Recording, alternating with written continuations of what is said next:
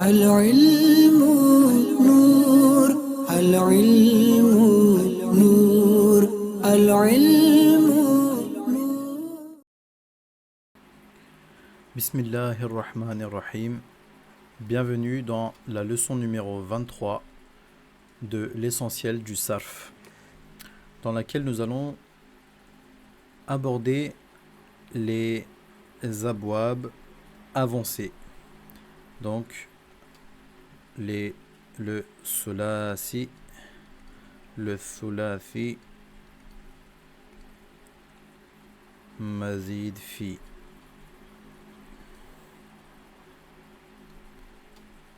D'accord.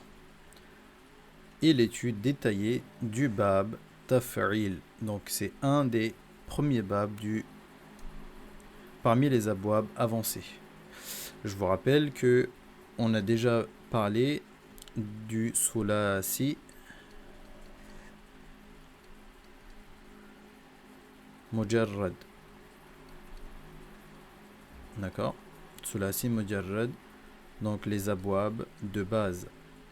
On a traité les 5 abwab de base, d'accord, qui étaient donc daraba yadribu, sami'a yasma'u, fa'ala yaf'alu, karuma. Alors attendez, hop. Karuma yakrumu et Nasara Yansuru. D'accord. On a déjà vu ces 5 babs qui étaient les abwab de base.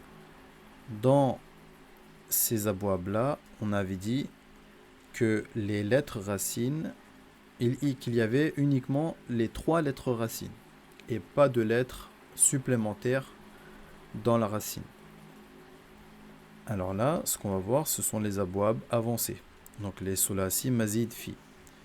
On va voir maintenant qu'est-ce que c'est le sulasi mazid fi. Donc il existe 9 abwab, donc de famille avancées principaux. Donc petit 1 et petit 2. Ces 9 abwab sont les plus courants et les plus importants. 4 abwab avancés rares sont mentionnés dans la leçon 47 qui va venir. Si la première, donc là on a vu donc avancé, donc on va voir pourquoi avancer. Si la première forme du passé contient 3 lettres radicales avec une ou plusieurs lettres supplémentaires, donc la première forme du passé contient 3 lettres radicales avec une ou plusieurs lettres supplémentaires, elle est techniquement appelée sulasi mazid fi. D'accord, c'est ce qu'on vient de voir. Si elle contient 4 lettres radicales et pas 3, sans ajout, donc mujarrad, on l'appelle ruba'i, ruba'i qui veut dire 4, mujarrad, d'accord, simplement 4. Et si elle contient 4 lettres radicales plus une ou plusieurs lettres supplémentaires, elle est appelée ruba'i mazid fi. D'accord? Donc, traditionnellement, le terme persan shash aksam, signifiant 6 types, est utilisé pour diviser la kalima en sulasi mujarrad, sulasi mazid fi. Donc, 3 lettres radicales, sans lettres supplémentaires, 3 lettres radicales avec une ou plusieurs lettres supplémentaires. Ruba'i mujarrad, ruba'i mazid fi. 4 lettres radicales sans lettres supplémentaires. 4 lettres radicales avec une ou plusieurs lettres supplémentaires. Khumasi mujarrad, khumasi mazid fi. 5 lettres 5 lettres radicales et 100 lettres supplémentaires. 5 lettres radicales avec une ou plusieurs lettres supplémentaires. Donc 1, 2, 3, 4, 5, 6. Donc ces 6-là sont appelés shash aksam.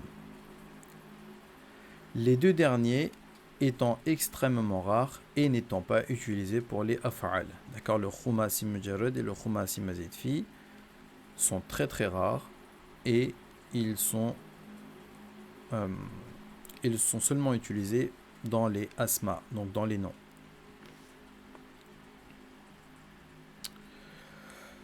Alors, dans chaque bab avancé, le masdar suit un modèle spécifique. Le nom de chaque bab est formé selon le modèle du masdar de ce bab. D'accord, on avait vu dans Sulasi Mujarrad que le nom du bab, on prenait, pour former le nom du bab, on prenait le premier, la première forme du passé et la première forme du mudari. Comme par exemple Daraba Yadribu. Et là, ça donnait le nom du bab. Mais sauf que là, dans le Sulasi Mazid Fi, le nom de chaque bab est formé selon le modèle du masdar de ce bab. C'est le masdar qui forme le bab. Comme dans les abwab de base, donc Sulasi Mujarrad, différents types de ism et fi'l seront formés à partir du masdar de ces abwab avancés. Cependant, ici, ism fa'il et ism maf'oul ne seront pas formés sur les mêmes schémas que ceux que nous avons appris précédemment. Et l'ism ala, l'ism al-tafdil, l'ism al-balagha, l'ism al-mubalagha, pardon, et le siftul mushabba, donc as-siftul mushabba, ne seront pas du tout formés à partir des abwab avancés. Quant au ism al-zarf, il vient sur le même schéma que l'ismul maf'oul. Ismul maf'oul, d'accord? Dans ces abwab-là. Chaque bab a certains sens particuliers que sa structure permet d'exprimer. Donc, dans chaque bab, donc on vient de voir qu'il existe 9 babs dans le Sulasi Mazid Fi. Et on en avait 5 dans le Sulasi Mujarrad, d'accord? Donc, dans chaque bab a certains sens particuliers que sa structure permet d'exprimer. Dans cette leçon, nous allons apprendre le premier bab en abordant, comme d'habitude, sa table courte, donc le sarf saghir, comme je l'appelle le 2.0, ses sens particuliers et donc dans le PDF les exercices. Alors, on a vu qu'on allait parler du bab taf'il, d'accord? On a vu ici qu'on parlait du bab taf'il. Le bab taf'il, d'accord, c'est le nom du bab, hein, d'accord? C'est le nom du bab, c'est pas le verbe en lui-même. Le verbe, on vous donne ici ta'alim, d'accord? Comme pour le Sulasi Mujarrad, on a le sarf saghir ici. Madi ma'rouf, mudari ma'rouf, mazi majhoul, mudari majhoul, amr hazir et ism fa'il, ism maf'oul. Donc, pour le masdar, ta'alim, taf'il, d'accord? On va voir comment est-ce que cela est conjugué. Mazi ma'rouf, allama, d'accord? Pour le bab ta'lim, allama, yu'allimu, ullima, yu'allamu. Allim, mu'allimun, mu'allamun. D'accord? Donc, je vous rappelle que ça, c'est la première forme de la conjugaison. Il y a plus 13, donc c'est chacun a son propre tableau. Donc le sarf kabir pour chaque forme ici, d'accord? Un sens particulier de ce bab est l'abondance et l'insistance. D'accord? Le sens particulier de ce bab est l'abondance et l'insistance. Par exemple, Hamida, donc du Sulasi Mujarrad, sur le modèle sami'a, hamida, signifie il a loué. Mais lorsqu'il est utilisé selon le schéma du bab taf'il,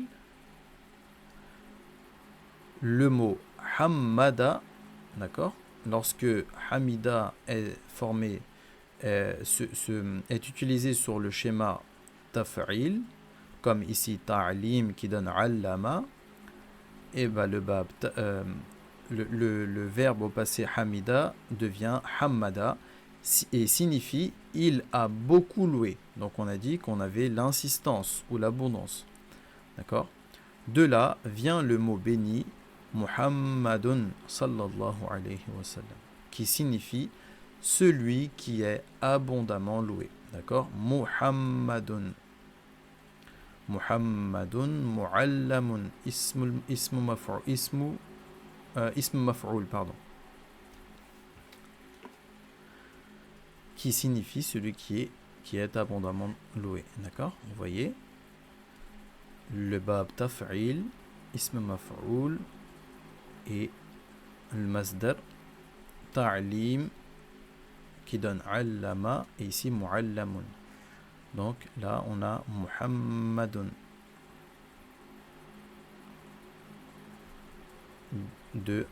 qui vient de Hamida. Hamida sulasi mujarrad, Hammada mazi ma'rouf sulasi mazid fi, et l'ism maf'oul pour Hammada bab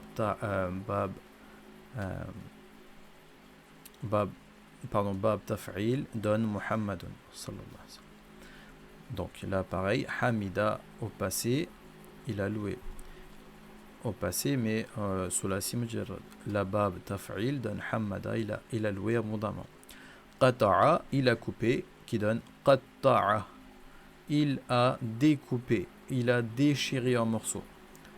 Kasara, il a cassé, qui donne kassara, il a brisé complètement, il a fracassé. Un autre sens particulier de ce bab est celui du transfert. Cela signifie que le sens de la racine est appliqué à autre chose. Il est transféré vers quelqu'un ou quelque chose. Par exemple, tahura signifie il était pur. Mais lorsqu'il vient sur le bab taf'il, cela donne tahara qui signifie il a purifié. Autrement dit, la pureté est transmise à un autre. Parfois, un bab possède des modèles alternatifs pour son masdar qui expriment le même sens. Un tel masdar alternatif est appelé ismul masdar.